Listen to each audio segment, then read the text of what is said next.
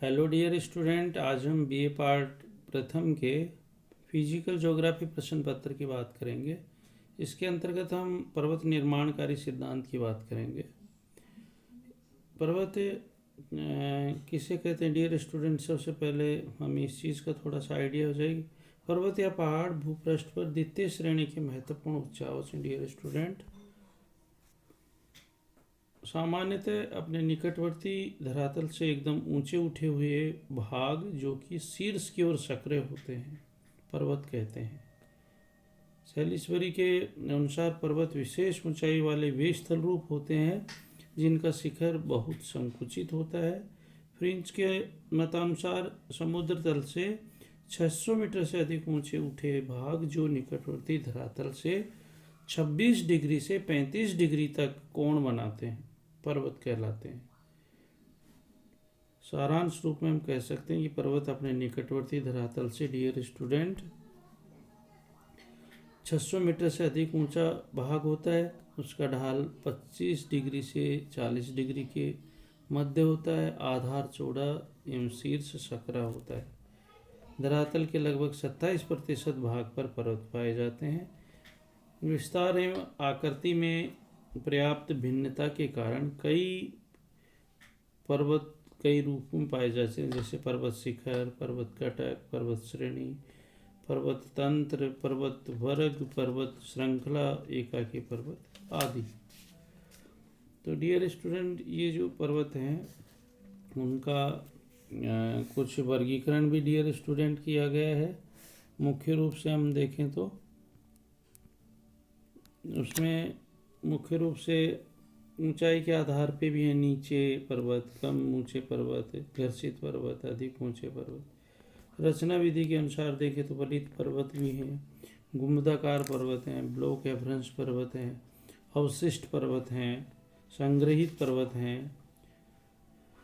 पर्वत निर्माणकारी घटनाओं के आधार पे देखें तो चार्नियन पर्वत निर्माणकारी घटनाएं हैं, उसके अनुसार है। कैलिडोनियम पर्वत निर्माणकारी घटनाओं के अनुसार है। हर्सिनियन पर्वत निर्माणकारी घटनाओं के अनुसार, और अल्पाइन पर्वत निर्माणकारी घटनाओं के अनुसार डियर स्टूडेंट इनका वर्गीकरण है। पर्वत निर्माण के डियर, अब ये जो पर्वत है इनका निर्माण कैसे हुआ, इसके संदर्भ में डियर स्टूडेंट अनेक विद्वानों ने अपने मत दिए हैं जिनमें पर्याप्त भिन्नता पाई जाती है। पर्वत की उत्पत्ति के संबंध में सिद्धांतों को डियर स्टूडेंट 2 वर्गों में विभाजित किया गया है, जिसके अनुसार धरातल पर क्षतिज संचलन के कारण वलन पड़ने से पर्वतों का जन्म होता है। द्वितीय वर्ग के अनुसार पर्वतों का निर्माण धरातल पर लंबवत संचलन के कारण होता है। पर्वतों की उत्पत्ति के संबंध में जो एक डियर स्टूडेंट महत्वपूर्ण सिद्धांत है वो है कोबर का भूसन्नति सिद्धांत। कोबर का जो भूसन्नति सिद्धांत है डियर स्टूडेंट, कोबर ने संकुचन विचारधारा के आधार पर भूसन्नति पर्वत निर्माण की व्याख्या 1923 में प्रस्तुत की। उन्होंने पृथ्वी के ठंडा होने एवं संकुचन होने के साथ साथ दृढ़ भूखंडों एवं भूसन्नतियों की संकल्पना प्रस्तुत की। उनके अनुसार पेंजिया महाद्वीप के अंगारा लैंड एवं गोंडवाना लैंड के मध्य टेथिस महासागर भूसन्नति के रूप में था। इसमें निरंतर अवसाद जमा होने से तली में धंसा होता रहा। इस दबाव से निरंतर अंगारा लैंड एवं गोंडवाना लैंड पास आते गए। ऐसे में भूसन्नति में जमा अवसादों में मोड़ पड़ते गए एवं इस सिद्धांत को मध्य पिंड सिद्धांत यानी मिड मास थ्योरी भी डियर स्टूडेंट कहा जाता है।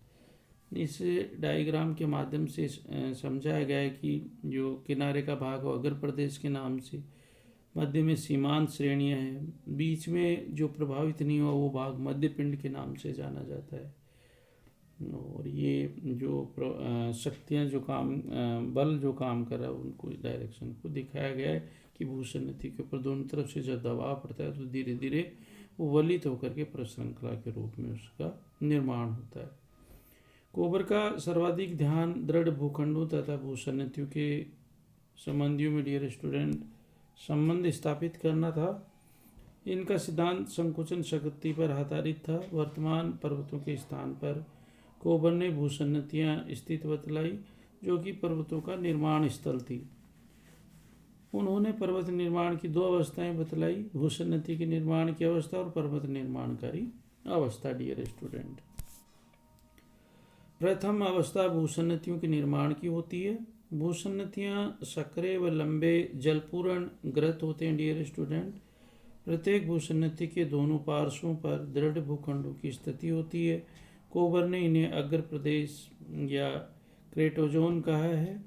पार्श्ववर्ती भागों से अपरदन के कारण क्षयित पदार्थ भूसन्नति में डियर स्टूडेंट एकत्रित होता रहता है। अवसादों के निरंतर निक्षेप से भार में वृद्धि होती है और भूसन्नति की तली का धसाव होने लगता है। डियर स्टूडेंट, लंबे समय तक ये प्रक्रिया जारी रहने से भूसन्नति अत्यधिक गहरी हो जाती है तथा उसमें पर्वत निर्माण के लिए आवश्यक तलछट का जमाव हो जाता है। दूसरी अवस्था में संकुचन से प्रेरित क्षैतिज संचलन होता है तथा भूसन्नति के दोनों पार्श्व या अग्र प्रदेश एक दूसरे के निकट खिसकते लगते हैं।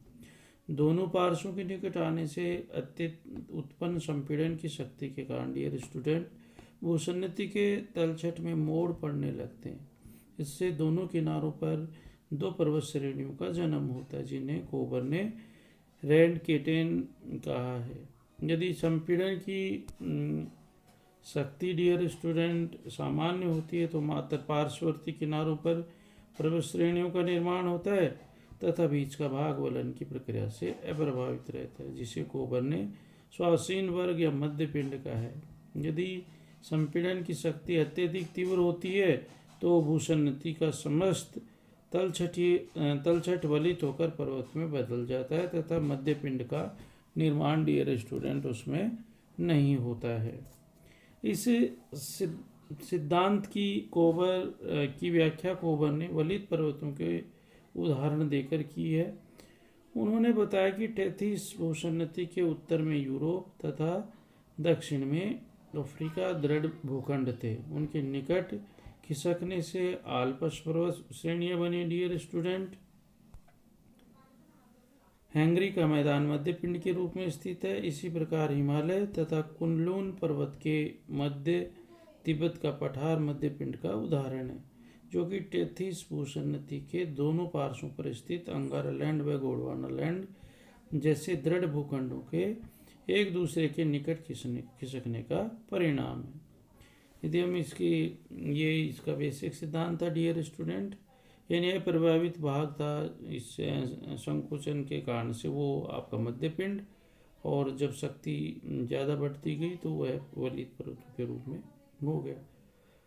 इसकी डियर स्टूडेंट आलोचना भी की कि इस पर्वत निर्माणकारी सिद्धांत की मुख्य रूप से पर्वत निर्माण के लिए उत्तरदायी बल जो संकुचन के सामर्थ्य पर संदेह है, इससे हिमालय जैसे ऊंचे तथा विशाल पर्वत का निर्माण डियर स्टूडेंट नहीं हो सकता है। अग्र प्रदेशों के दोनों ओर से आने वाले समान दबाव पर स्वेस ने असहमति प्रकट की है।